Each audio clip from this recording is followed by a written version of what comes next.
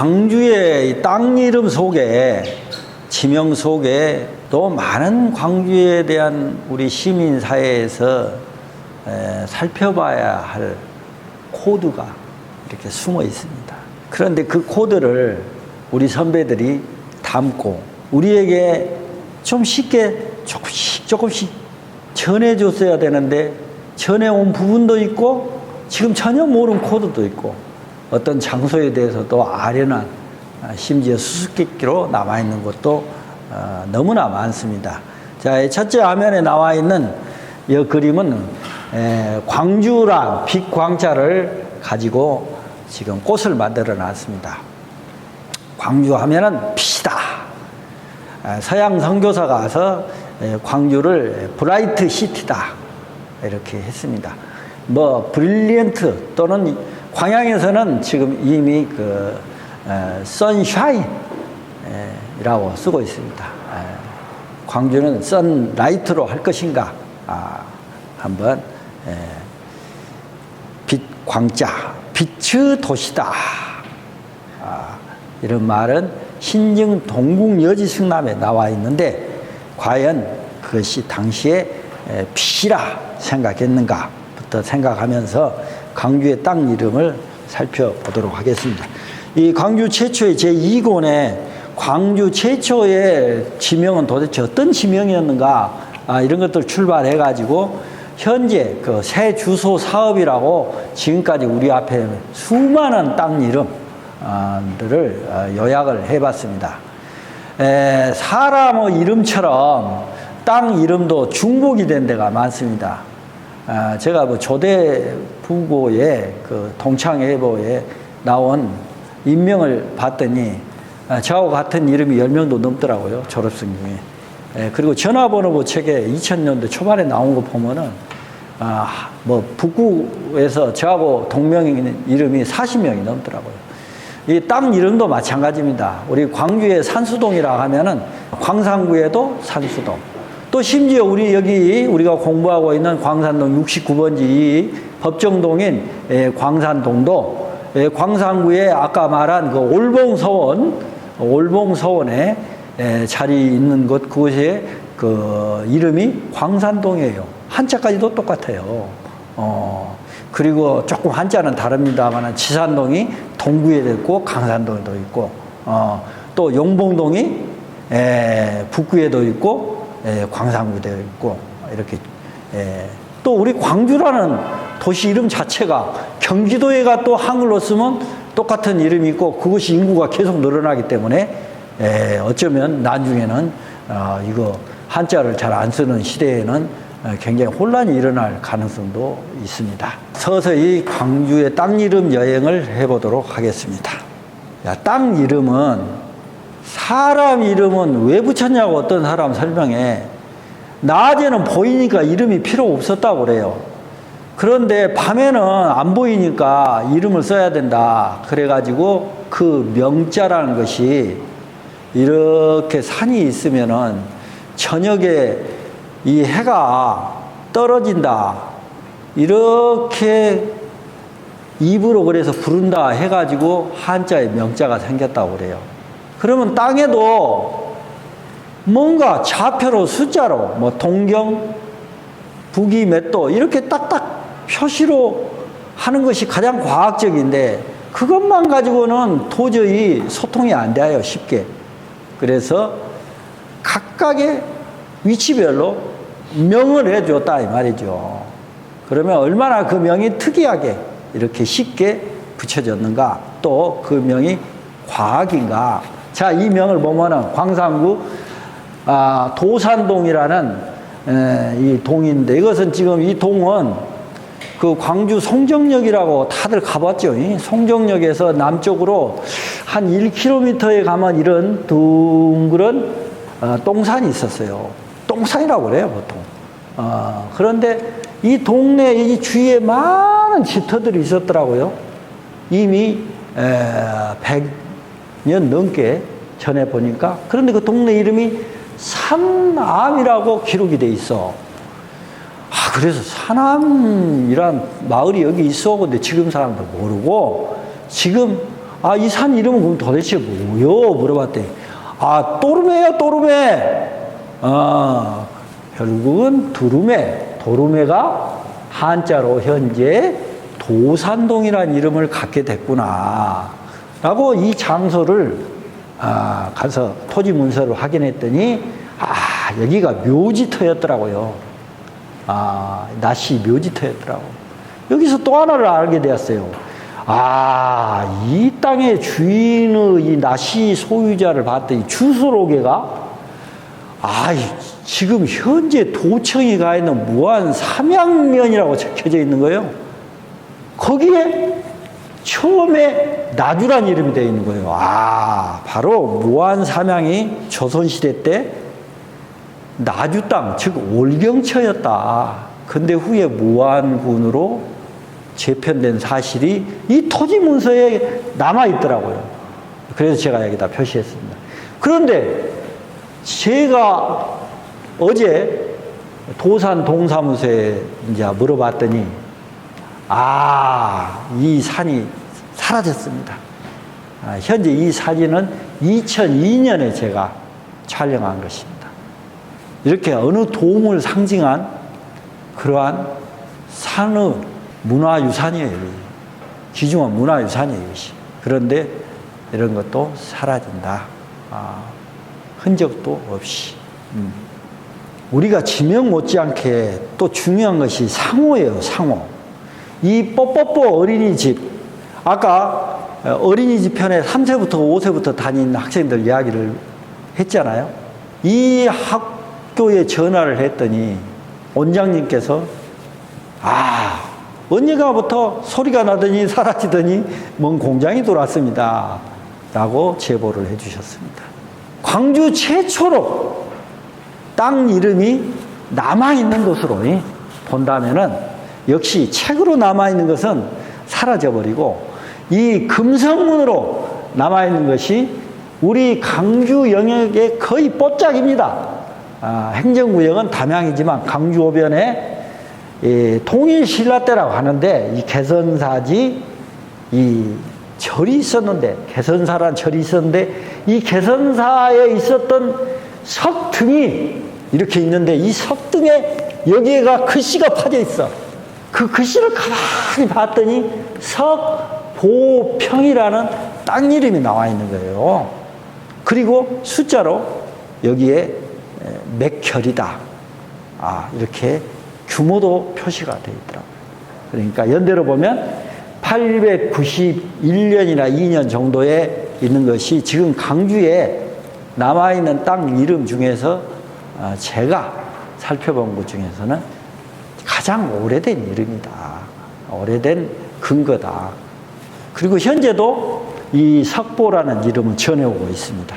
자, 삼국사기이란 책에 지리지가 들어있는데 이 지리지에 보면은 이제 우리나라의 모든 고을의 땅 이름들이 나오기 시작해요. 이때 당시에 초기의 강주는 무진, 도대체 무진이 무슨 뜻일까? 우리 전남대학에 오래전에 재직하신 신 교수님이란 교수님이 있었는데 이 삼국사기 지리지 연구에 대한 어떤 저작물을 만들어 놓으셨대요. 거기에 이렇게 봤더니 물론 양주동 박사의 그 연구물도 있지만은 무돌 이렇게 풀이를 해놨더라고요. 그래서 무등산에 무수한 돌이 많은 너덜을 상징했는가 또는 무들이라는 어떤 의미를 이렇게 한자화했지 않는가 막 이런 풀이를 해놓으셨더라고요. 그리고 이제 그 고려사 지리지, 이 고려사 지리지라고 해가지고 뭐 고려시대 때 나온 것은 아니에요. 조선시대 초기에 나왔는데 여기에 보면 고려 때 우리 광주를 해양이다 했다. 지금 현재 그 우리 광주의 모든 여러분 취사에 쓰는 연료가 뭡니까? 집에서 탁 키면 불이 켜져. 밥에 먹을 때 킨 거. 가스불. 그 회사가 해양 도시가스예요. 광주란 벼로예요, 벼로. 옛날 이름. 이전에도 소개됐지만은 혼일강리 역대 국도 지도가 이 무등산이 안 그려진 것도 있고 그려진 것도 있다는 사실도 알게 되었고, 물론 무등산이라는 글씨는 제가 넣었지만 이렇게 형상을 해놨지만, 이렇게 광주라는 이름이 지도에 표기된 최초, 지금 현재 남아있는 것으로, 고을 이름이 남아있는 것으로는 가장 오래된 거예요. 15세기 초. 연대로 뭐 1402년이라고 합니다만은, 이 호일 강리 역대 국도 지도. 이거 뭐 강리도라고 이렇게 얘기도 합니다만은, 이 지도에 중국 지도, 또 심지어 아프리카까지 나와요.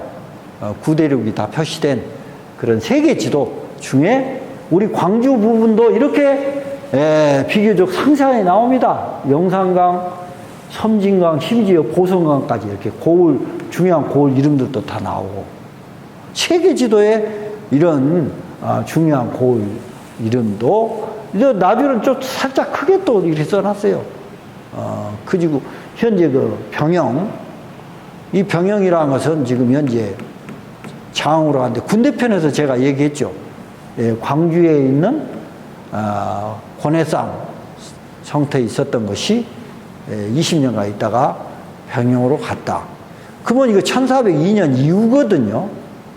근데 얘가 병영이 이렇게 기록되어 있는 것은 과거에 어떤 그 병영에 대한 생각이 그 전에 있었다면 얘가 이렇게 남아 있을 텐데, 이것은 1402년 이후에 갔기 때문에 아마 이 지도가 과연 1402년 것인가, 여기서 연구를 좀 해봐야 되는 대목이 나왔습니다. 모든 어떤 연구물들은 다시 검토해보고 다시 살펴봐야 되는 거예요. 그런데 이 광주라고, 이 광주, 뭐 강주, 중국에도 있다고 지금 들었죠. 그런데 이 빛광자 쓰는 광주라는 땅 이름이 하남성애가 이렇게 청나라 때 지도에 보니까 있더라 하는 거예요. 또 이 방향도 마치 비슷해. 이렇게 남쪽을 울타리 치고 남동쪽을 울타리 치고 하는 광주라. 자, 이 지도는 동국 여지승남의 그 목판본으로 들어있는 지도 중에서 전라도 편이에요. 그래서 전라도에 여기 57관도라고 되어 있죠. 16세기니까. 여기에 우리 광주에 땅 이름이 세세하게 없고 고을 이름이 나옵니다. 여기에 보면은 광산이라고 나와요. 왜 광주가 아니고 광산일까요? 지난해 행정편에 얘기했죠. 광주가 불미스러운 일이 있어가지고 광주 목이 안 되고 광산현으로 강등이 될 때입니다. 그래서 여기에 이렇게 박혀 있는 겁니다. 광산으로. 그리고 나주의 금성, 그리고 담양의 추월산, 이렇게 영산강의 본류, 능주에서 나온 드들강, 장성에 나온 황룡강, 이것을 이렇게 파나입니다. 파나. 이것은 그 시대 이후에 이제 18세기로 넘어오면은 17세기의 후반에 갑자기 지금 17세기 후반 거라고 하는 이 지도가 경북대학에서 우리 박찬석 총장님 그 재직할 때 이것을 발행했는데 동요비고, 여기에 이제 광주의 세세한 지명이 이렇게 나온다고 그랬죠. 광주의 별명, 황하루, 시경루. 근데 여기에 또 이 무진 도덕 고성을 최초로 지도에 표기한 지도가 이거예요. 여기 보면 무진 도덕 고성이다 하면서 임동에 있는 십신사지 옆에 해놨기 때문에 그쪽이 무진 도덕 고성이라고 하는 논문이 많이 나오게 됐습니다. 그런가 하면은 여기 아까 변형 말한 이 송정리 고내산 터도 이렇게 표시되어 있고, 경양역 자리도 표시되어 있고.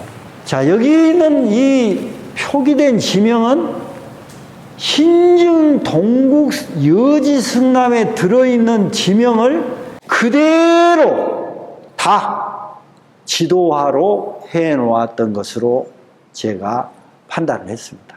그러니까 신증 동국 여지 성남을 지도화한 것이다.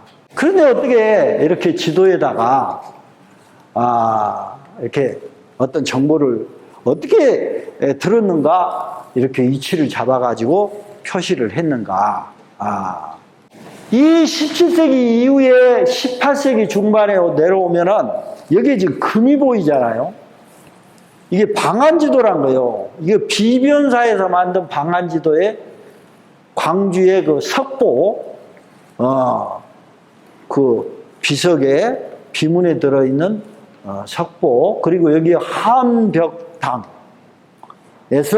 무등산, 이런 모습의 지명이 몇 개는 안 들어있지만은, 이런 그림 지도가 만들어지게 되고, 이 신경준이라는 사람이 있어요.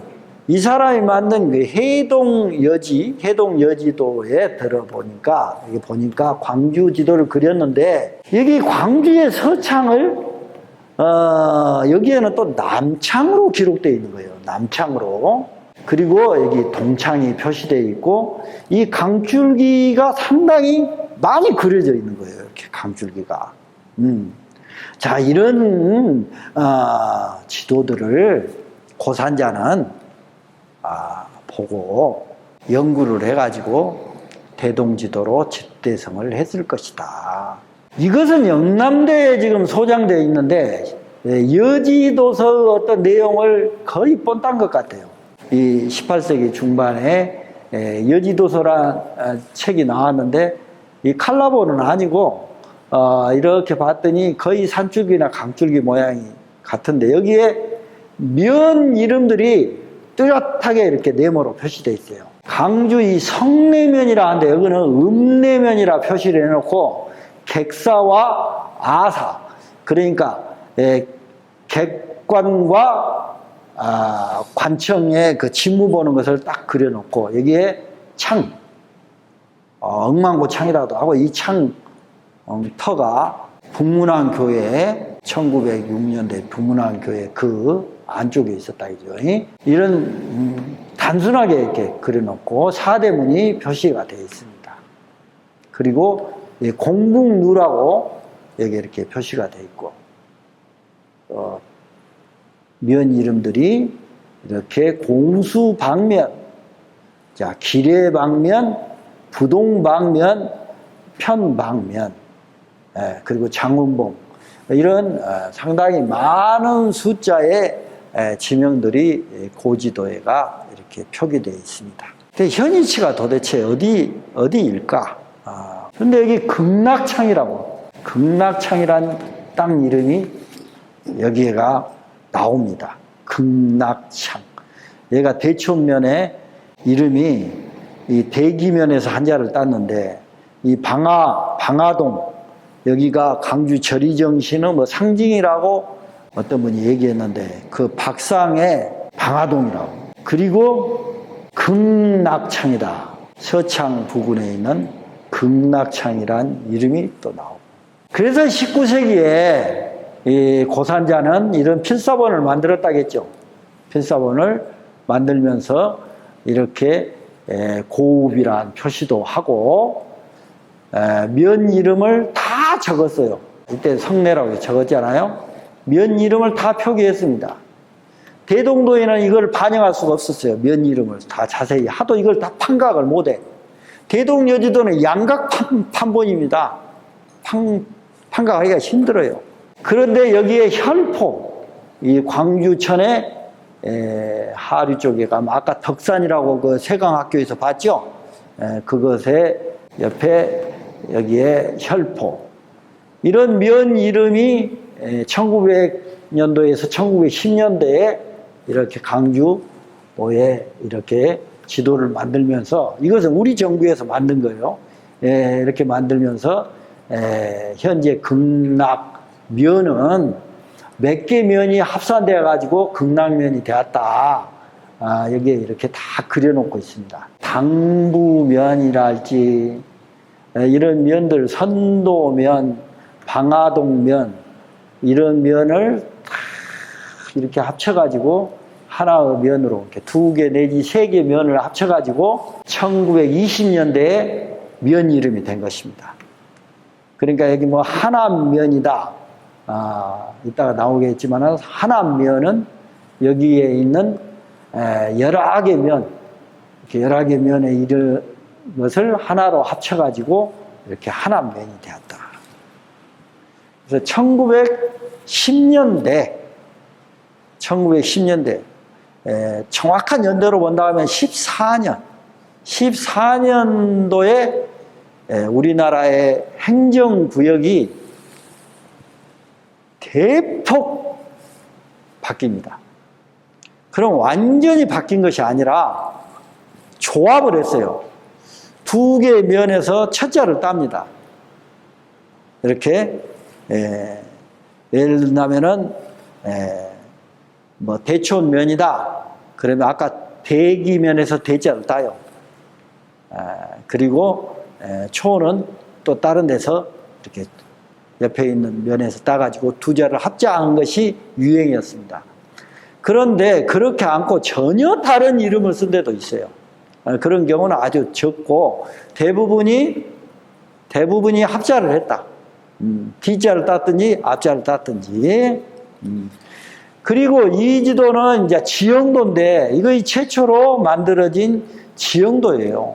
이 지형도인데 여기서 이렇게 내려온 냇물이 광주에서 내려온 냇물이고 이렇게 내려온 물이 화순과 남평을 거쳐서 나주로 내려온 냇물인데 여기에 가지면 승촌보라는 그 시설이 들어간대요.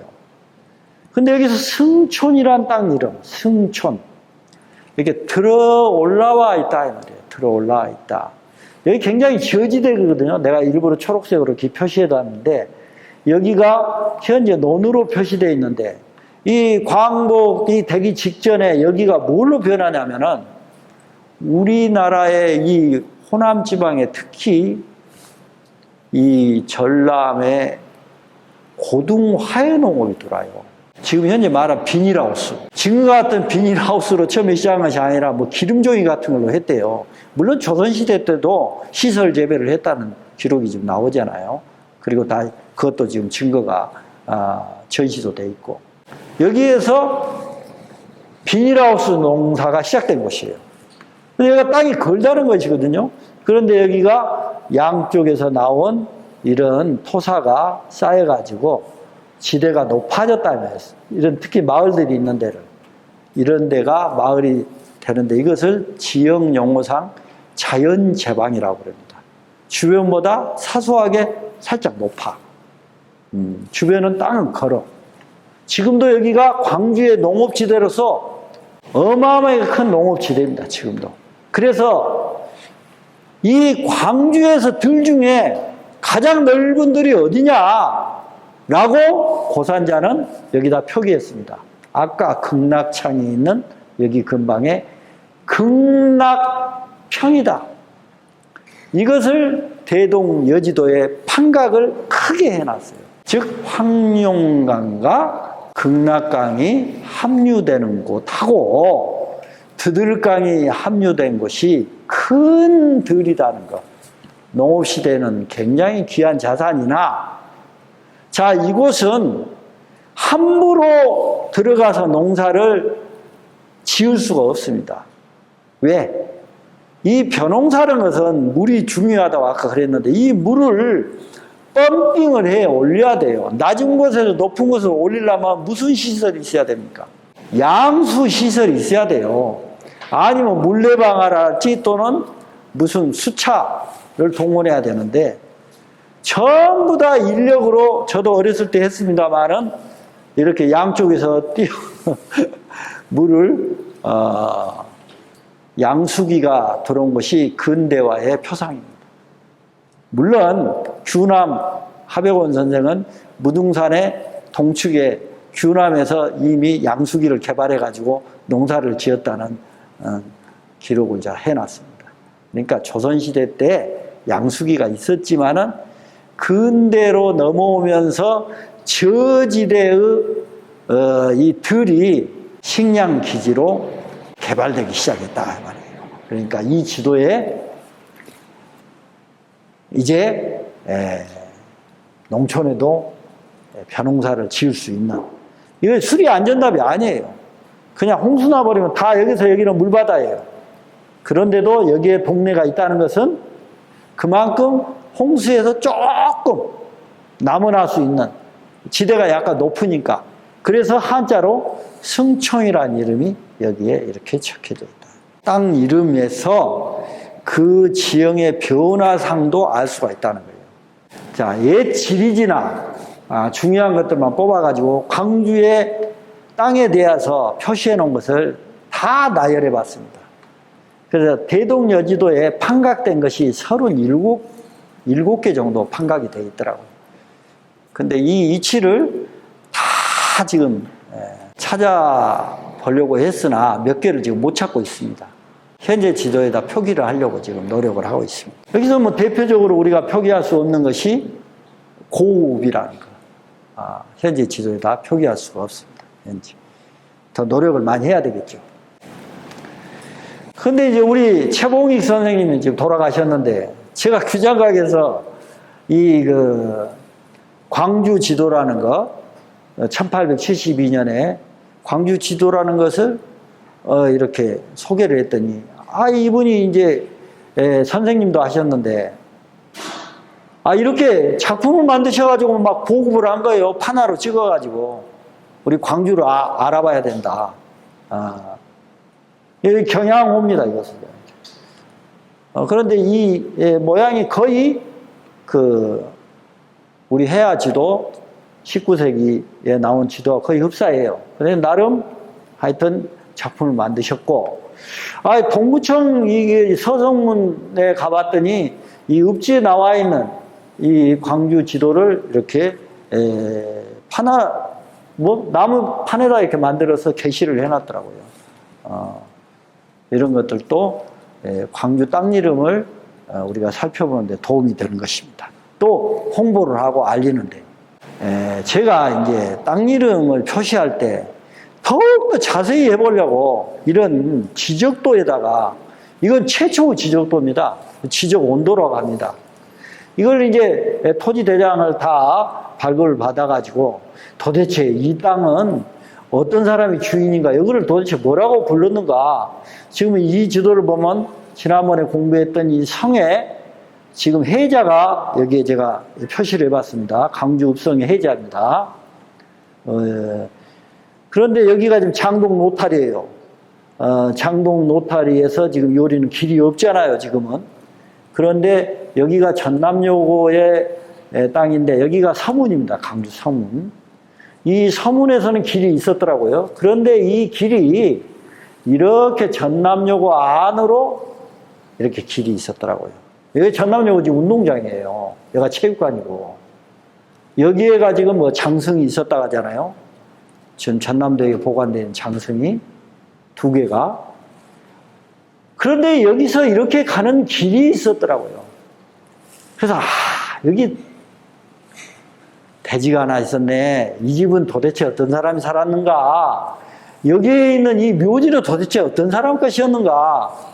이런 것까지도 지금 우리가 가능합니다.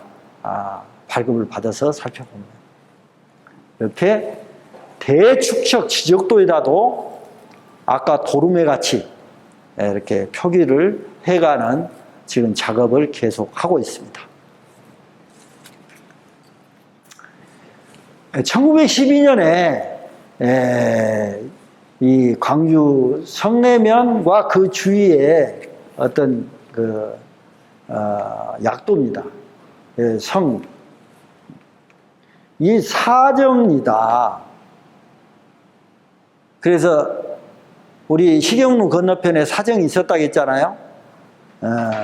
어떤 그런 흔적이랄지 성절이다. 성 밖에 동네다. 그리고 시장에가 있었다. 이 정도가 환희백화점 정도 자리였다. 여기가 한희백화점 정도 자리였다. 뭐 이런 것들. 그리고 여기 이렇게 보니까 여기가 자동차 회사가 여기 처음에 들어왔구나. 이렇게 큰 길, 여기 자동차, 뭐 갓도 회사라고 그래요. 1930년대 말에 이 광주시가 평면 계획도를 봤더니 이 원이 그려져 있는 거예요. 이렇게 원이. 왜 이렇게 원이 있을까? 이 원의 중심은 어디였을까? 보니까 우리 구역이라는 거, 광주역이 중심이었더라. 그만큼 광주역을 중심으로 해서 광주가 움직였구나. 그러니까 1922년에 광주에 기차가, 철마가 시내로 들어오면서부터 광주는 대인동 시대가 되는 거예요. 대인동 시대. 지금 광주 동부 소방서의. 근데 그때 당시 이름은 대정정이다. 그리고 광주고등학교가 있는 여기, 전남여고 자리고, 여기가 중앙학교 자리고, 이쪽에 궁동, 여기가 지금 형무소 자리고, 형무소, 여기에 동정이다. 이런 맞지라고 했거든요. 외정시대니까. 그리고, 명치, 이런, 일본, 사람 이름이 나오게 되고, 지금 충장로는 본정이다, 혼맛지다, 이런 시대가 이 지도에 이렇게 반영되어 있는 것입니다.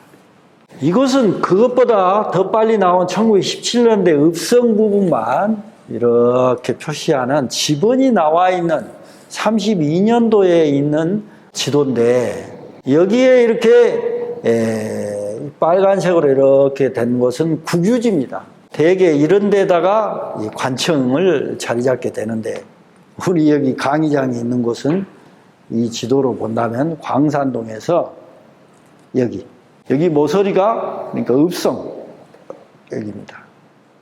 그리고 광주 학생 독립운동을 형상하는 영화를 찍었어요. 별들은 뭐라고 지금 제목이 있었는데 유튜브에 보면 나옵니다. 그때 배우들이 여기서 이렇게 학생들이 동원되어 가지고 이렇게 태극기를 들고 나오는 장면을 여기서 찍었더라고요. 이렇게. 여기가 충장로 일가 지금 입구입니다. 충장로. 여기가 도청자리고.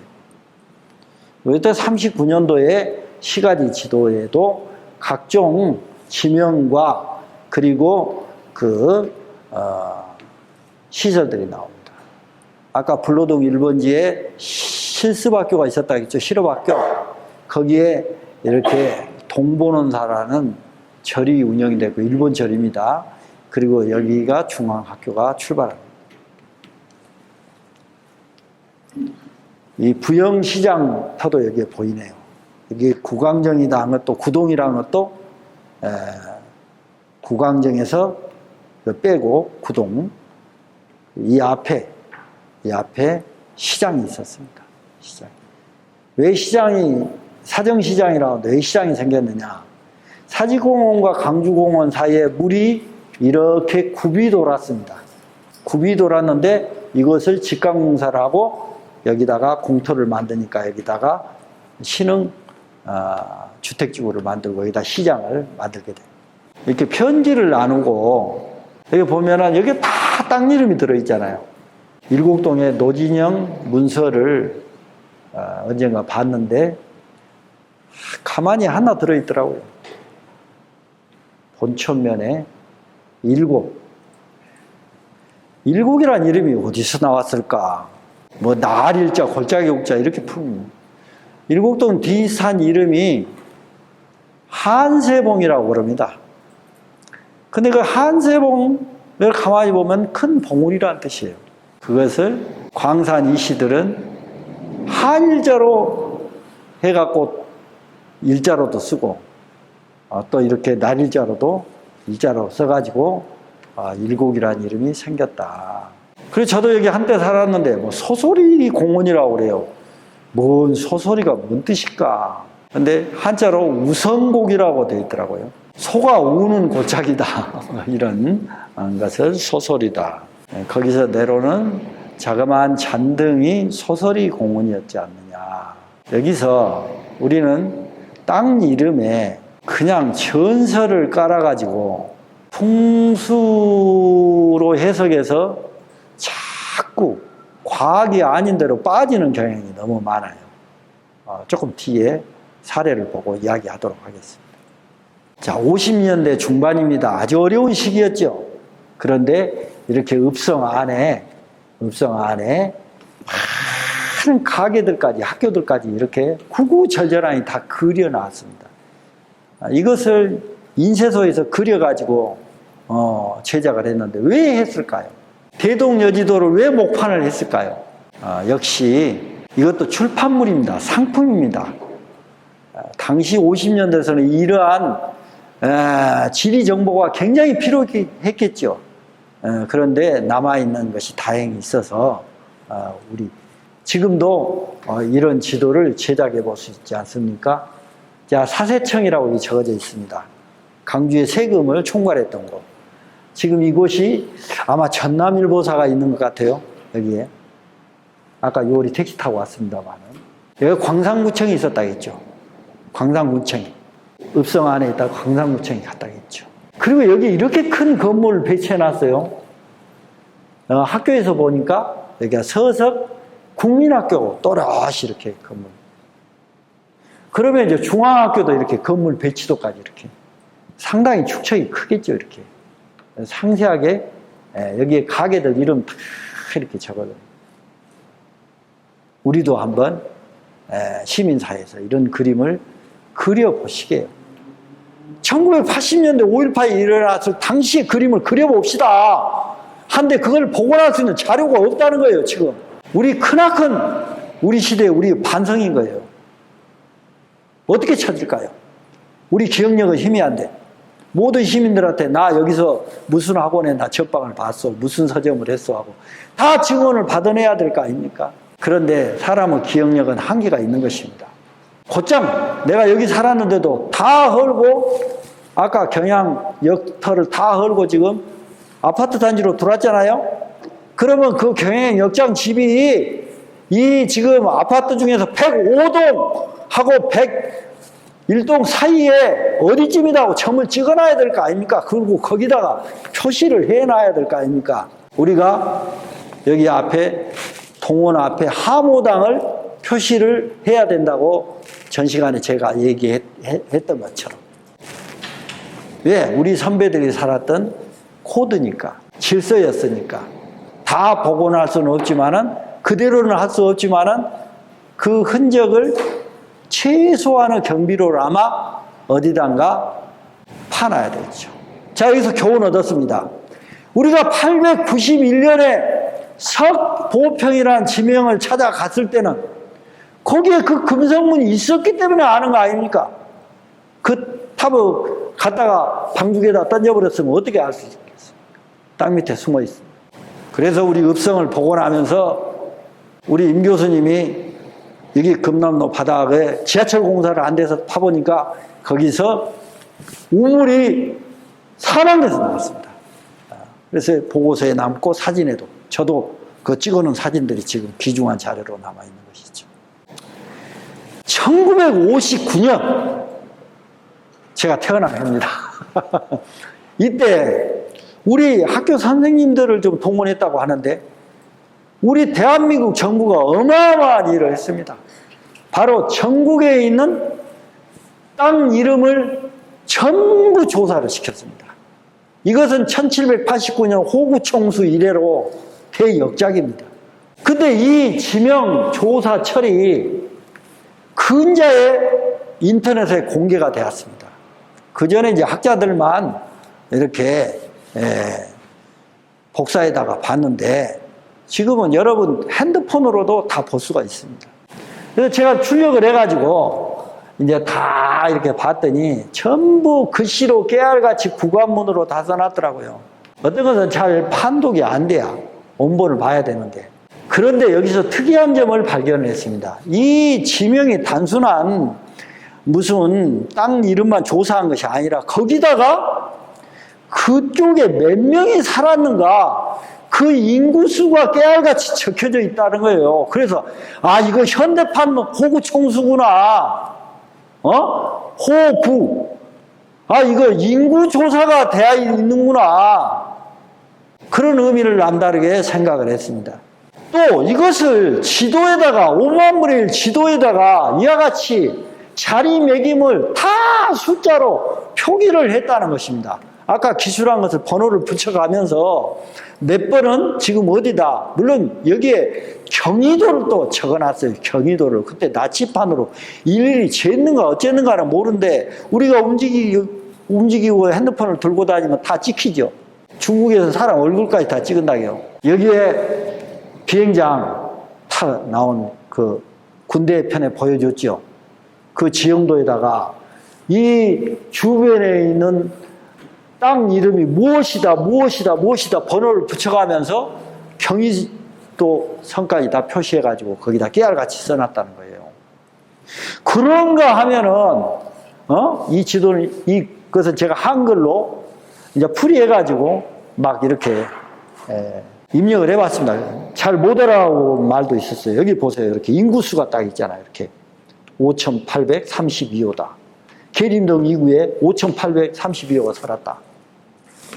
그리고 뭐 학교 이름, 광주시 광주고등학교 나오고, 동중학교 나오고, 상고 나오고, 동성중학교 나오고, 계림학교 나왔다. 계림 우체국이 있었다. 현재 있는데 이 계림 우체국이 어디에 몇 도, 동경 몇 도 이렇게 다 적어져 있다. 그러면 이걸 가지고 가서 찾을 수는 없습니다. 탐문을 하든지. 결정적인 자료가 또 있어요. 탐문도 중요하지만 전화번호부 책에 지번이 적혀져 있어요.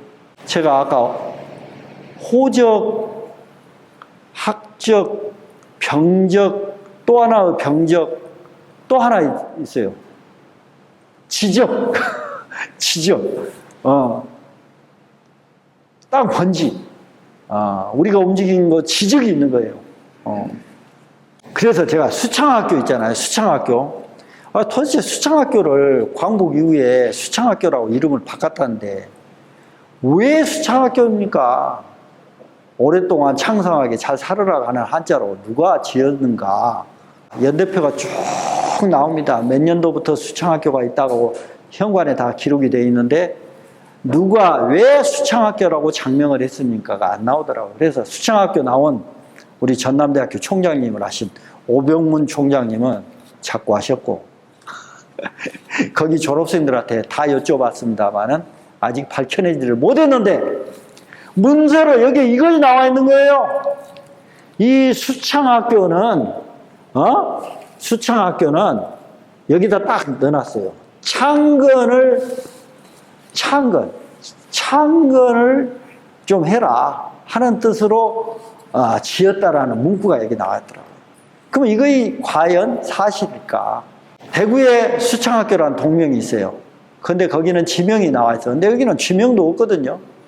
그래서 수창학교의 아까 학교편의 사진을 봤더니 동계천의 하구구나. 어떻게 보면 수구뱀이구나. 수랑뱀이구나. 그래서 이 물수자를 좀 좋은 의미의 한자로 만든 것이 오래 창건, 오래 살고 오랫동안 창건하라는 뜻으로 어떤 선생님이 만들었구나라고 지금 현재까지 추정만 하고 있는 것입니다. 1950년대 후반에 전라남도 일대의 시군별 이렇게 면별 이름인데 광주는 여기서 묘하게 어떤 것을 구별을 안 해놓고 있어요. 벌써 광역시로 독립하려는 것을 59년에 알아봤는가 봐요. 이렇게 딱 띄어서 다른 지대는 면들을, 중요한 면들을 이렇게 소개해 놨습니다. 자, 이 토지 정밀도, 토지 이용도거든요.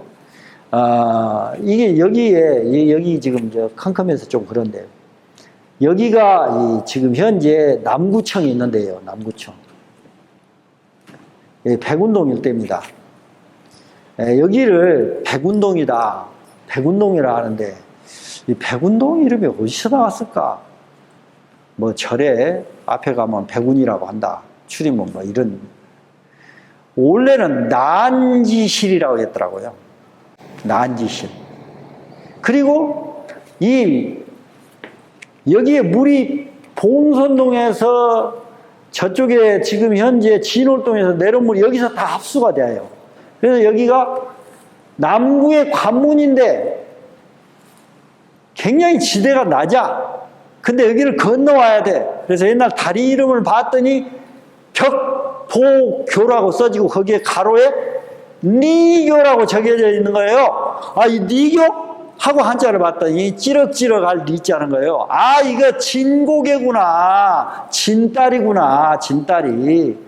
그 지형의 형상화를 바로 이렇게 남겨놨구나. 그랬더니 광주의 유명한 우리 무형문화재 중에서 이거 있죠. 붓. 진다리 붓. 왜 백운동에 진다리 붓이라고 있느냐? 지금 진다리라는 것이 뭐이냐? 무슨 뜻이냐? 라고 지명해서 찾을 수가 있었습니다. 자, 그런가 하면은, 절이정신, 우리, 이런 말 처음 하시고 내가 문헌을 봤더니, 이유로 우리 박사님, 이분이 쓴 그 책에, 이 절동이라고, 절골, 아까 방화동이라고 했죠. 서창에 이렇게 넓은 길이 났습니다만은 여기에 조그마한 동산이 있었어요. 이 방화동에 비보숲이라고 할 수 있는 것이 있었는데 다 사라져 버렸어요. 이곳에 절이 있어서 절동이다. 이렇게 보통 얘기를 하거든요. 그런데 이곳이 유학정신, 즉 광주의 유력 성씨 중에 이 박씨가 있는데요. 이 박씨 중에 충주 박씨가 있다고 그래요. 이 충주 박씨 중에 박상이라는 분이 우리 역사 공부를 하다 보면 삼인대라고 있죠. 순창에 가면 세 지방의 관료들이 신씨 복위 운동을 한다고 상소문을 올려 자기 목숨을 걸고 했다는 거죠. 옳은 일이 아니니 바르게 고쳐라 하고 순창에. 그런데 그 세 분 중에 한 분이 우리 창평의 얼구실의 유옥 선생이라고, 석현 유옥 선생은 나중에 어머니 상을 치른다고 약간 이렇게 빼줬다고 그러는데, 하여튼 그 세 분이 절이정신을 새겼다. 거기서 광주의 의리정신이 출발했지 않느냐. 충주 박씨의 집성촌으로 들어간 입구에 이렇게 똥산인데, 이런 산은 대부분 이런 안테나를 박아놔요. 우리 현대 디지털 시대 핸드폰 통하게. 근데 이 근방에가 광주의 서창과 아까 극락창이 있었다는 데예요. 이 화정동에 가면은 지금 염주마을이라고 있어요. 비서서 지금 보면 염주체육관이다 뭐 이런 거 많이 써요. 그러면 염주동이 있는 줄 알아요. 염주동이. 근데 화정동에 들어있는 마을 이름이고, 그리고 여기 지금은 반드시 되어 있지만 이 강이 꾸불꾸불하면서 아까 진고개에서 찐다리에서 내려온 물이나 다 요리 내려옵니다.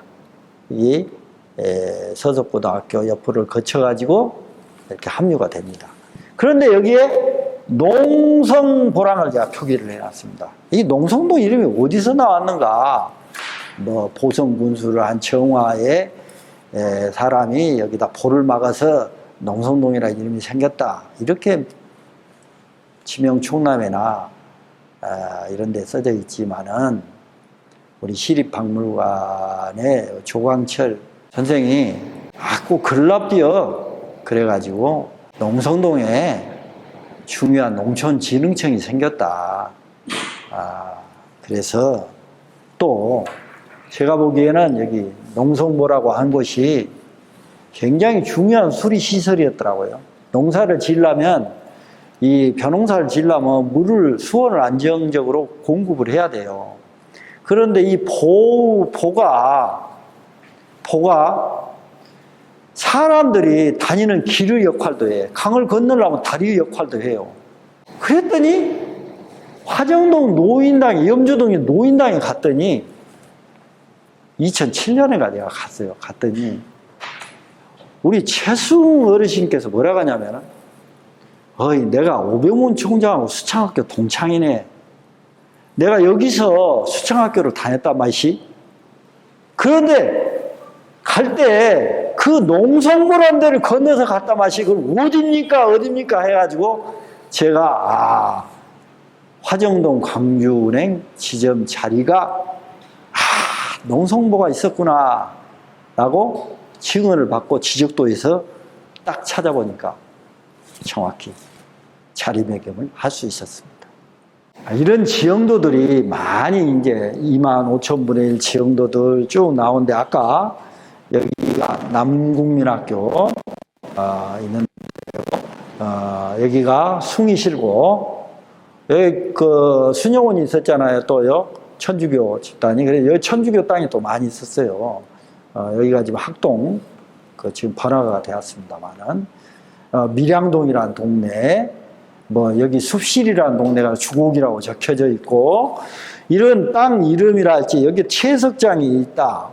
이게 송정이 지금 광주 비행장 만들 때 그 채석장에서 돌을 파다가 메꿨다는 이야기도 들리고, 이게 무슨 광주에 또 이 고기 잡는 어망 공장이 상당히 큰 것이 있었다고 그래요. 그러니까 광주에 이 호남 어망 공장이 여기에 있었다. 이런 지형들을 보면은 광주의 그 어떤 지명 말고도 산업시설이랄지 우리가 살았던 시대 역사가 거기에 다 적혀져 있는데, 과연 이 지형도에 적혀져 있는 것이 100% 사실인가? 표기를 잘못해둔데도 덜어 나오더라 하는 것입니다. 본촌동에 갔더니 지산마을에 이렇게 범죄 없는 마을이다. 자, 지산. 이 지산이라는 뜻이 무슨 뜻일까? 지산국민학교 오래되었다는데, 여기 산수동과 같이 있는 지산이 아니고 북구의 저기 끝털이 영산강변에, 극락강변에 있는 지산 초등학교가 있고, 거기에 현재는 건국동이라고 그럽니다. 건국동. 건국동 이름 왜 생겼을까요? 행정동인데. 우리 DJ께서 대통령을 할 때 건국 이야기 했죠. 그 이후에 건국동이라는 명칭이 부여됐어요. 1959년도에 호구청수 이래에 가장 큰 업적을 남긴 지명조사처를 남겼다면, 그 지명조사처를 보다도 발전시키고 더 연구를 해가지고 출판물로 만들어낸 것이 80년대의 한국지명충남입니다. 이 한글학회에서 전국을 다 이렇게, 우리 광주는 13권에 전남편 1권에가 들어있어요. 광산군하고 광주편이. 그리고 2010년대 가서 국토지리원에서 전국 지리지를 한번 만들어보자. 지명을 조사해서 해가지고 한국 지명 전례 유래집을 만들 때 제가 미미하게나마 광주편을 쓰게 됐습니다. 그래서 이 노인고개라고, 아까 진다리에서 강주 서창으로 가는 지름길인데 도대체 왜 노인들이 다니는 길이라고만 써져 있는가 봤더니 널나루더라. 너른 고개더라. 너른 고개가 느른으로 느르니 한자로 노인고개라고 적혀져 있더라. 그리고 그 동편으로 북편으로 봤더니 원거리란 동네도 있더라라고 고개편에다가 이렇게 요약해서 기록해 놨습니다. 지금 포털 사이트에 검색하면은 네이버에서 이것을 구입해다가 지금 쓰고 있고, 국토지리원회 홈페이지에 가면은 대한민국 모든 지명을 열람을 하고 가능합니다. 근데 이것이 아직 디지털로 되어 있는 것을 못 봤어요. 지명 총납은. 여기에 치평동 시청이 있는데, 시청 건너편에 이 평촌이라는 동네가 있었어요. 평촌. 평강 채씨들이 많이 살았더라고요. 극락국민학교를 다녔더라고요.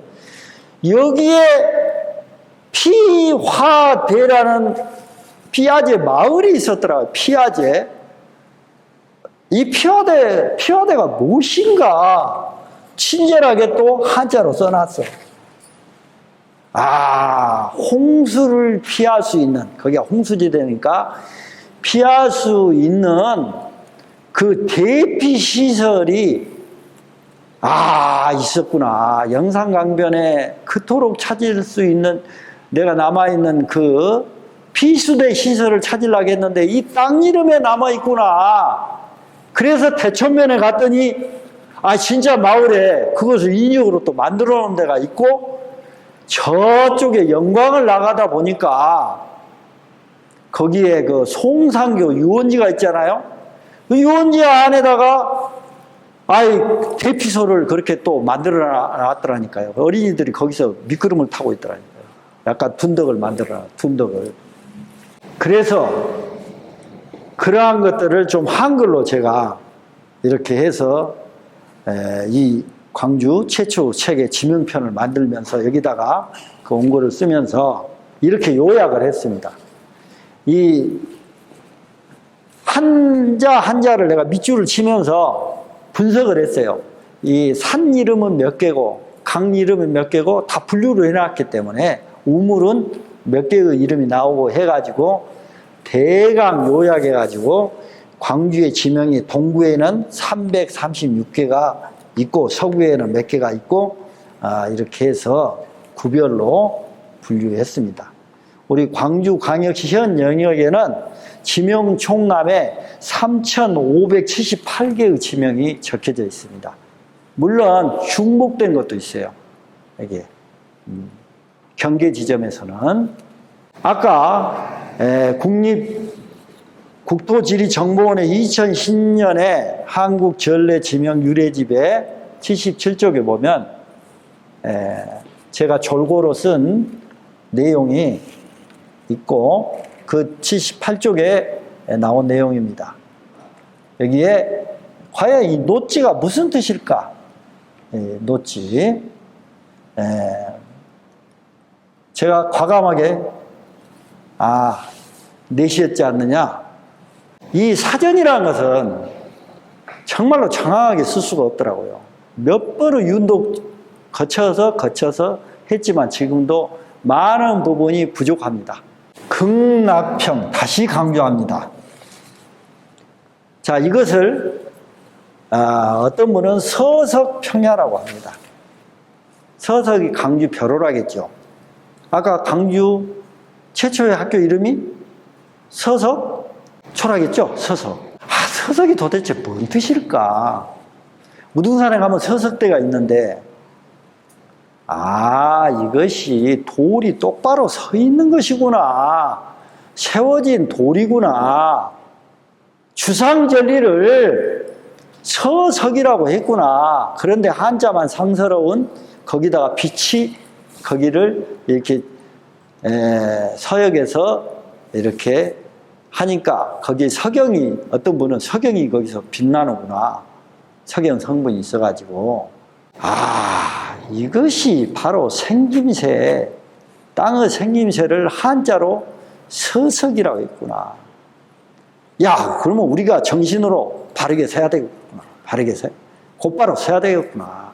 그런데 그 위에 있는 봉우리는 또 뭐라고 했냐면 서 있는 바위라고 다른 한자를 써놨어요. 입석이구나. 입석. 그 건너로 넘어가니까 또 다른 한자로 서 있구나. 규봉이라고 써놨구나. 또 이쪽으로 올라가다 보면 다른 봉우리는 서 있는 봉우리를 세 있는 세인봉이라고 했구나. 물론 한자는 굉장히 형상화해가지고 아름으로 꾸몄지만은 그 형태를 다른 한자로 다르게 표기를 했구나. 왜 다르게 했을까요? 당연하죠. 위치를 구별해 줘야 되니까요. 자, 그러면 요약하겠습니다. 광주의 땅 이름이 처음에 나온 것은 940년입니다. 자, 이때는 고려 초입니다. 흔히 왕건 시대에 지었다고 그럽니다. 그런데 신증 동국여지승남을 가만히 작은 글씨를 살펴보면 견혼 때 붙였다는 설이 있다라고 적혀져 있습니다. 또 이 여지승남 지금까지도 이 1481년께 초기에 발효된 이 여지승남 증보판 1530년께 발행된 이 지리지 이상으로 지금 발행된 책이 아직도 못 만들고 있다고 그래요. 국가에서 그 정도로 수준이 높은 관찬 지리지인데 이 책에 이 광주의 무등산에 노래가 있었다고 적혀져 있어요. 무등산가를 불렀다. 백제인들이 무등산가를 불렀다. 이렇게 나와요. 장성편에 보면 뭐라고 나오냐면 방등산가라고 있어요. 그러니까 이거 국어에서 그 정읍사라고 여러분 공부했잖아요. 옛 노래. 이렇게. 그러면서 이 무지란 말이 나오다가 우리 광주가 무주 시대를 겪게 됩니다. 신라 때. 무주, 광주 이전에 그러니까 유행한 그 이름이 무주라는 거예요. 무주. 한자가 이제 뭐 왕의 이름하고 겹치니까 한자를 바뀌었다 뭐 이랬다 하지만 또 무자가 나와. 무자가. 광자 이전에 뭐가 나온다고요? 무자가 나온다니까요. 무자. 삼국사기 지리지. 그러니까 그 백제 신라 때까지는 무자. 무자가 왜 광자로 변했을까? 그냥 무심코 고려 정부가 일시에 지었을 리는 없다는 거예요. 뭔가 어떤 힌트를 받아가지고 어떤 코드를 이어놨지 않았는가. 그러면서 많은 별명들을 시대에 따라서 이렇게 쓰게 되고, 그리고 이 1896년이야말로 무주시대, 신라, 통일 신라 이후에 1000년 만에 다시 한번 광주가 전라도의 으뜸 고을로 들어설 계기가 되기 시작하면서 1914년은 전국의 행정구역 개편이 전부 다 이루어지는 거예요. 이때는 일제시대라 하고 일제강점기라 하고 또 외정시대라는 표현도 쓰고 그러잖아요. 그런데 이 이름이 지금도 변화가 없이 쓰고 있는 거예요. 물론 메이지 마치 같은 것은 바꿨습니다만은 메이지 마치라고 금남로라고 바꾼 것은 1940 광복 이후입니다. 46년도에 일본 이름은 세상에 우리 광주에다 붙일 수 있느냐 광복이 되었는데, 그래서 그때 홈마치나 이런 것을 충장로로 바꾸고 아직도 그 당시에 조합을 해서 부른 이름은 그대로 쓰고 있는 것입니다. 그리고 35년에 광주가 구로 승격이 됩니다. 행정구역상 이제 승격이 되고, 이때 광산군이라는 이제 호칭이 시작이 된 것입니다. 광산군이라. 광주가 이제 구로 승격이 되니까 그 변두리를 광산군이라고 해줘. 그리고 37년에 송정면이 읍으로 승격이 됩니다. 이때 같이 승격한 곳이 영산포입니다. 광주나 나주읍은 그 전에 읍이 되어요. 그리고 송정과 영산포는 번창을 했다고는 하지만 37년에 읍으로 승격이 됩니다. 그리고 46년과 7년에 가서 드디어 이 맛지란 이름이 이제 바뀌어져요. 동으로. 그리고 50년대 전쟁 중에 동이란 이름, 동해를 만들기 시작합니다. 한국 전쟁 시기에 학교, 모든 행정이 멈춰 있는 것이 아니라 학생들도 공부를 했고 행정도 전쟁 중에도 어떤 기능을 하고 있었다는 증거입니다. 49년에 그 전까지는 광주부라고 불렀어요.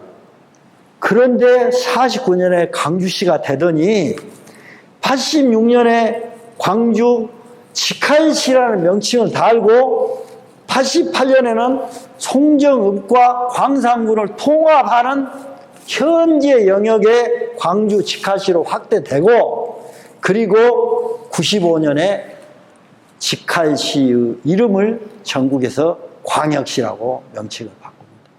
지금은 너무너무 행정 지명도 많아졌습니다. 일례로 뭐 특례시다.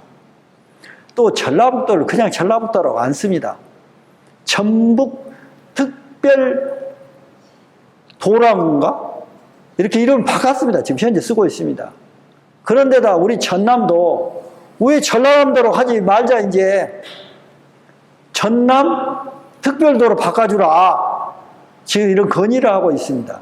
자, 그러면 전북 특별도가 되어버렸습니다. 여기서 전자는 남아 있습니다. 전주는.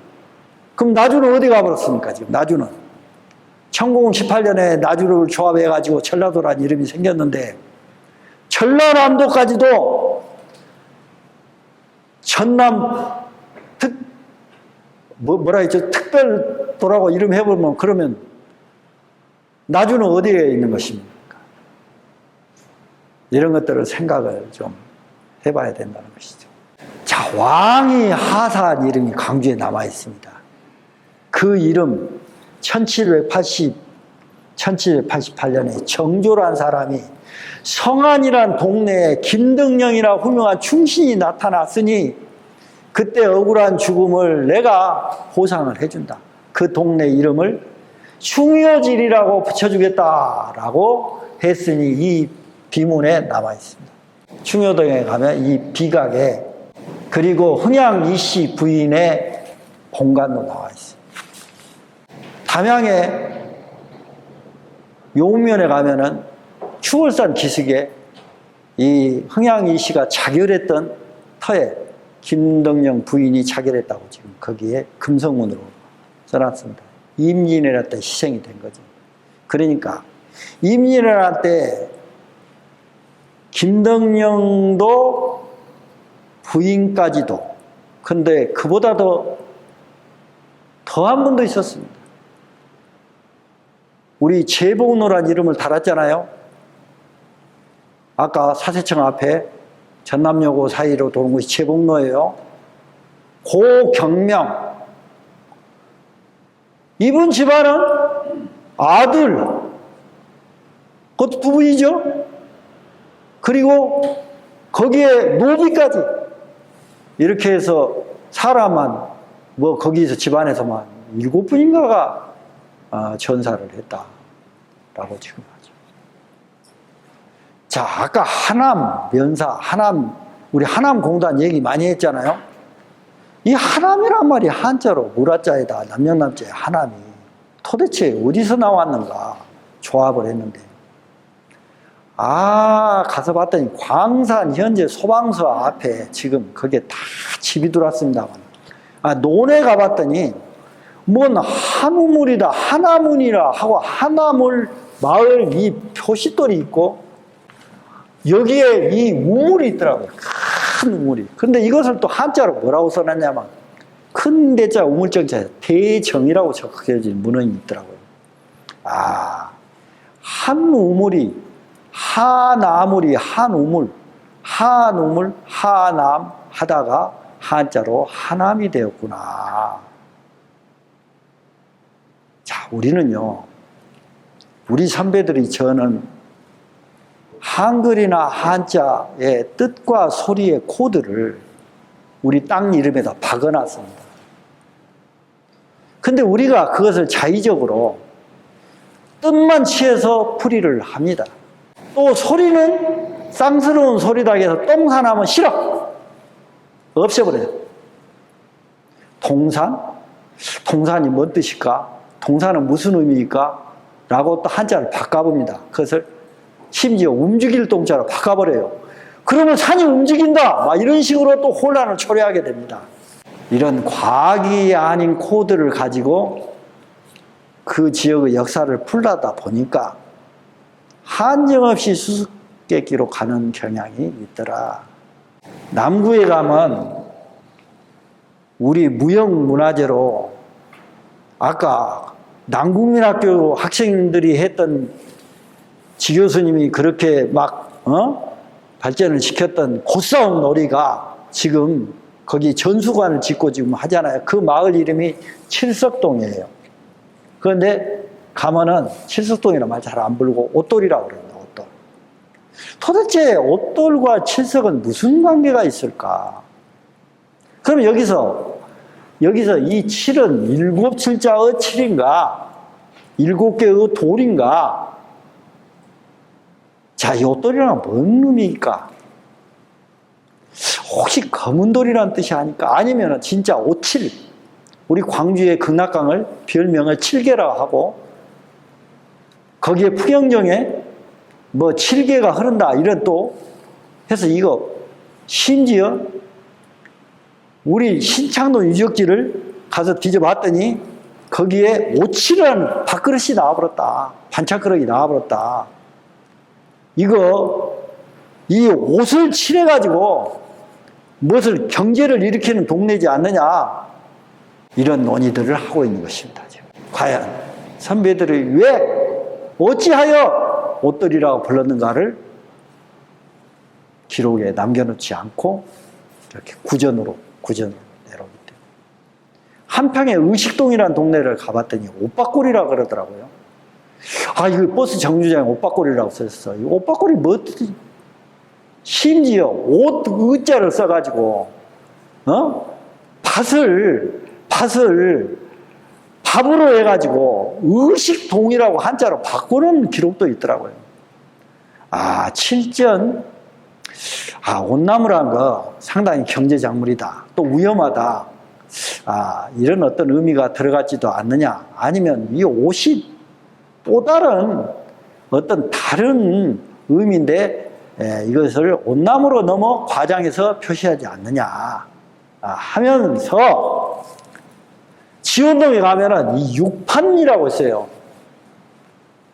우리 선배님들도 사시고 뭐다. 이 내지 마을인데 모든 기록에 내지라는 이름으로 나오는데 어째서 육판이라는 이름을 이렇게 쓰게 되고 이렇게 마을을 상징하는 큰 입구에 표지석에다가 6명의 판사가 나올 형국이다.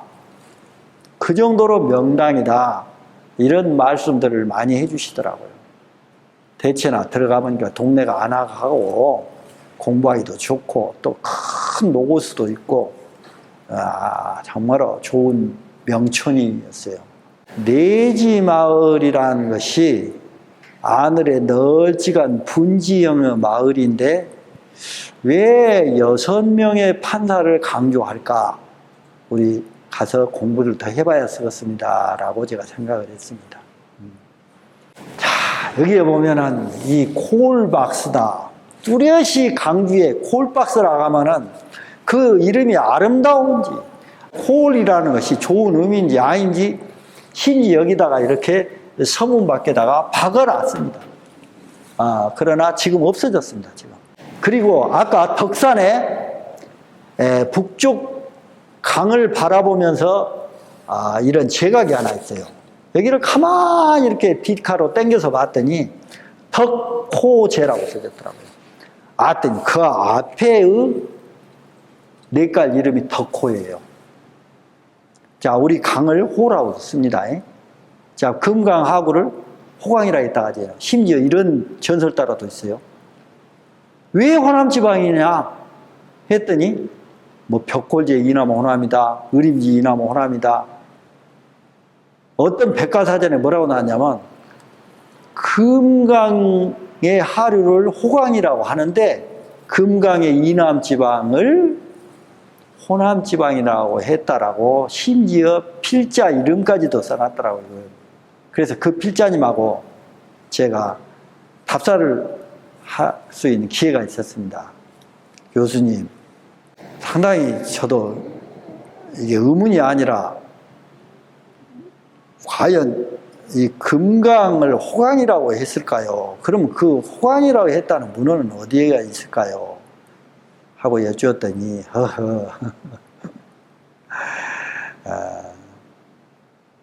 더 공부를 같이 하시게요. 그런 말씀만 들었습니다. 아직까지도 호남 지방이 왜 호남이라고 했는가? 명확한 단서가 없이 중국에 이번에 홍수나 터진 뚱띵호라고 있죠. 그 뚱띵호의 남이 호남성이에요. 그래서 호남성을 가져다가 썼나 어쨌나 하면서 그 처음에 썼던 호남이라는 연원을 거슬러 올라가니까 대개 지금까지 밝혀진 것은 고려 때까지는 올라갑니다. 별칭으로 전라도로리. 자, 이게 구역을 나누는 작업을 주변에서 너무나 많이 해요. 지금 그래서 한때 이 풍암지구를 남구로 주라, 막 이런 프랑카드가 거칠 때가 있었고, 또 뭐 용바우다, 또 이 종방길이다 여기도 있는데 중방길이다, 종방길이라는 데도 또 어디가 있어요. 근데 여기서는 이제 종방길이라는 것은 종연방직을 줄여서 종방이라고 해요. 뭐 가네보 지금도 화장품을 만들더라고요. 그러면 우리 담양에나 그 뽕나무를 심고 또 이렇게 방직업을 한 동네에 이 종방마을이라고 곡성에도 있더라고요. 이렇게 섬유회사 이름이 동네에 지금까지도 남아 있습니다. 여기는 이제 중방길에 용마마을에 광주에 이름이 있으면 용이다. 용은 없는 건 동물입니다. 그런데 우리 전남대학교도 용봉동 이렇게 동물 이름을 많이 따는 이름이 있는데 우리 우라만 동네 이름으로 우리 혜태 타이거스 뒤에 좀 살펴보도록 하시고요. 이것은 우리 여기 근처에 법정동과 행정동 이름을 제가 찾아가지고 일일이 지금 몇 호가 현재 살고 있는가 하고 동사무소에 최근 법정동과 행정동을 좀 살펴보기 위해서 받았던 문서입니다. 이제 마무리를 지으면서 몇 가지 사례를 좀 살펴보도록 하지요. 좀 시간은 지나버렸습니다, 또. 이 혈포라는 것이 왜 혈포일까? 당초에 저도 2005년에 강주 땅 이야기를 쓰면서 그냥 구멍개, 하류니까 구멍개지 않나 라고 단순하게 생각했는데 가만히 보니까 이 지형도 관찰을 10년대 것하고 60년대 것 비교하고 지적 조사를 해봤더니 원래 강주천 하구가 1930년대 큰 변화가 일었구나. 그래서 평촌마을을 뺑 돌아가지고 저쪽으로 북류를 했다가 내려온 것을 이렇게 직강공사를 했구나. 원래 도룬내였구나. 도룬내. 이 감도는 도룬내, 즉 돌고도는 도룬내였다. 이것 사행천이다. 프리미한다라고 하는데 지역 용어상 이 자유공유천을 형성한 구분계가 도룬내, 이것이 굼계로 변했구나. 이 굼계라는 것이 아하 구멍계로 가다가 구명현자까지 가지 않았느냐. 또 어떤 분들은 막 여기다가 꿈계로 가가지고 꿈을 한자로 표시해서 영산강에 가면 몽탄강이라는 말도 만들었더라고요. 이러듯이 본연의 땅이 가지고 있는 어떤 진솔한 모습을 우리가 해석을 어떻게 하느냐에 따라서 한자로 표기를 어떻게 하느냐에 따라서 이렇게도 가고 저렇게도 가는데 그 코드를 바르게 찾으려면 첫 번째로 우리 선배들이 전해준 언어의 코드를 읽어야 되겠구나. 그래서 국어학을 해야 되겠다. 한글과 한자하고 몽골어와 일본어, 영어 이런 것들이 모두 다 멜팅되어 가지고 현재 우리 앞에 놓여 있구나. 지명의 코드가. 그것이 지명에만 있는 것이 아니고 건물의 이름이든 상호든 또는 건축 용어든 모든 우리 인문학과 과학 용어에 다 반영되어 있구나. 그래서 젊은 날의 언어학을 빨리 깨우쳐야 되겠구나. 범이라고 소리나는 한자는 없죠. 호라고 소리나는 한자는 있죠. 그러니까 호랑이가 한자겠죠. 그런데 동네에서는 두 개의 쌍봉입니다. 이것을 뭐라고 하냐면 오메 저거 큰 선배네 오메 저거 작은 선배네 하고 자꾸 한 유규중시란 분이 산을 가리키면서 얘기하더라고요. 자, 그러면 그분은 왜 큰 선배라고 했으며 작은 선배라고 했을까요? 공부 같이 해보시게요. 건국동에서 담양행정구로 넘어오면 이렇게 넓은 고개가 금방 차 타고 넘어오는데 여기 고개 이름을 한글 지명 총란에만 딱 나와요. 조수고개라고 나오면 설명을 뭐라 하겠냐면 바닷물이 넘나들었다. 이렇게까지 확대 해석을 해놓은 거예요. 왜 그걸 조수고개라고 불렀을까? 라고 넘으면서 도로명을 바꿨을 때 봤던 여기 간판을 봤습니다. 하서로라고 적혀져 있어요. 우리 예술 북구에 나간데 그 예술회가 종합회가 있죠. 거기서부터 시작해가지고 건국동으로 쭉 도는 것을 하서로라 한대. 이 하서라는 호를 쓴 사람은 김인우라는 유학자예요. 장성의 피람소원에 돼 있잖아요. 자, 그리고 우리 박물관 그 공원에 가면은 김인우 동상이 있습니다. 하서, 무식하게 저는 몰랐어요.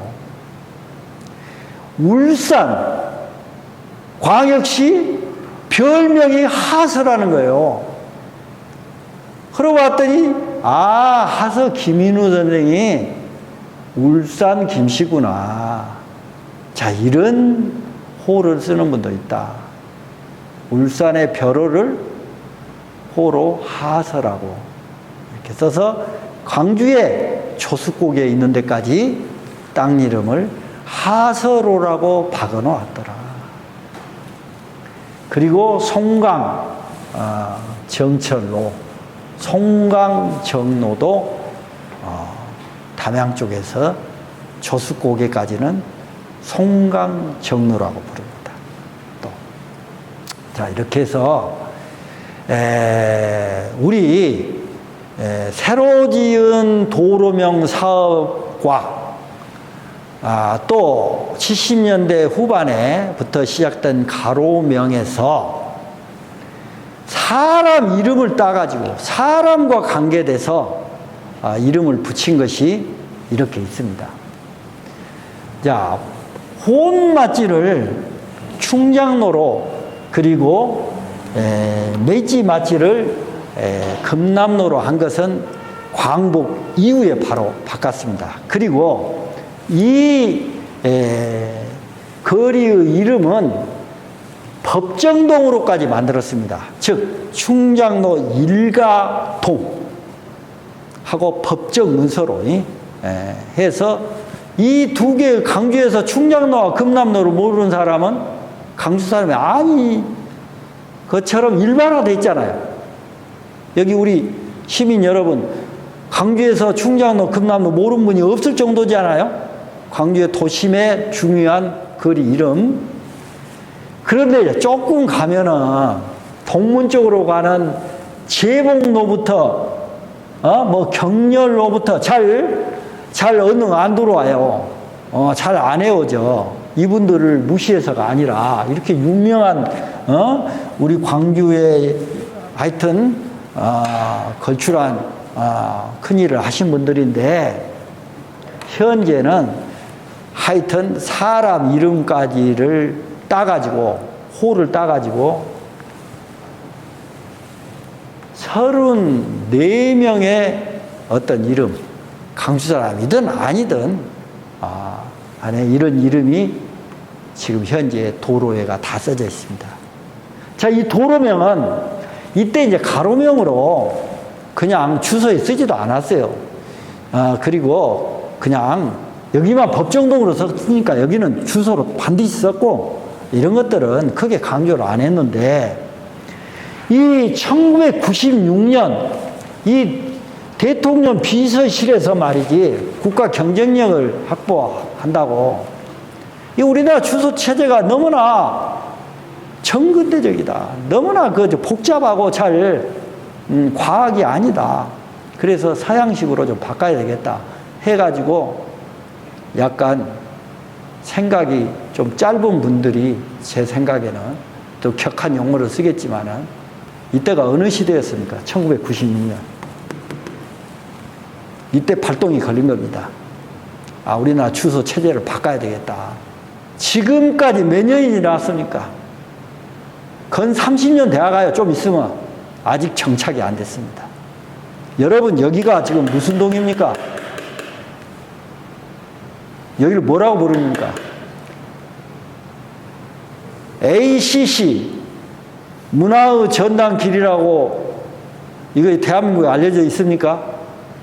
아직도 그 전에 시대 때 남아있는 것이 고차가 됐든 과학이 아니든 기든 간에 현재 새로 지은 이름은 일부는 활용이 된 일도 있지만은 제가 보기에는 거의 대부분 잘 활용이 안 됩니다. 그런데 더더욱 놀란 것은 2014년에 전면 시행하기로 했습니다. 이렇게 전면 시행한다 해놓고 또 전면 시행을 안 합니다. 자, 여러분 토지 문서를 거래하고 땅 문서를 거래할 때 그러면 다 해버려, 다 새로운 주소 자리매김을 안 해놨어요. 사람이 산 데만 해놨어요. 사람이 산 데만. 사람이 집 짓고 산 데만 새로 주소를 부여해요. 사람이 안 사는 농토에도 다 해버려야죠, 그러면. 근데 여기는 또 안 해놨어요. 거기를 옛날 또 썼던 법정동의 주소 이름을 또 쓰고 있는 거예요. 그런데다 행정동이 있지, 법정동이 있지, 새로 주소로 쓰고 있죠. 삼중 위치 정보의 혼란 속에 지금 놓이고 있는 거예요. 이번 새 정부가 새로 들어서면 저는 과감하게 1996년부터 시작했던 이것을 과감히 다 없애버려야 된다고 생각합니다. 여기는 광산동 69번지 하면 간단해요. 뭐 좌표도 필요 없습니다. 거의 100년이 넘은 위치가 그대로 찾을 수 있는 거예요. 그리고 여러분 포털 사이트에서 치면 광산동 69-69 하면 바로 뜹니다. 모든 정보가. 옛날 주소로 뜨면 바로 떠요. 그렇게 포털 사이트가 이중 구조를 데이터베이스에서 우리에게 알려주니까 편하지. 만약에 행정관서에다 전화를 해봐요.